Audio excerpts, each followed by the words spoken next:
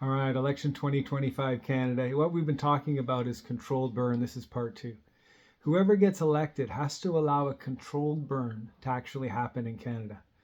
Well, for one of my jobs, I get to sit in all kinds of meetings, and I got to sit in a wildland fire meeting in Billings, Montana, where they looked at a photo where every 7 years there was a fire came through, and they had different photos from different times. And what they had talked about was there were natural processes where fires would burn through forests, and it cleaned up the debris and it resolved stuff. When they move to suppression, where we put fires out all the time, there's actually a buildup of debris that takes place. So when the fire comes through, it's actually super destructive and it destroys and burns up everything, and the forest is gone. So connect this back to our election. Here's the healthy part.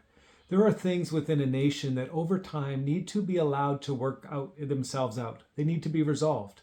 If we fiscally float up an economy over the long run, while we can get away with it and stimulate it, eventually it builds up and we don't allow some things to resolve.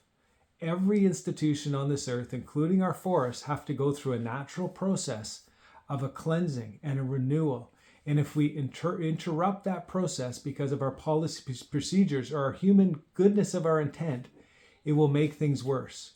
So as we go to vote, I just wanted to point out there's a complexity who comes in, because we need, by natural process, to have a cleansing, a controlled burn that will allow some things to be resolved in our nation.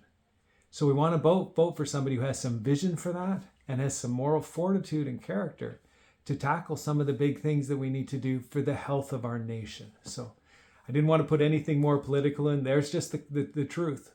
If we don't allow a controlled burn, things get worse.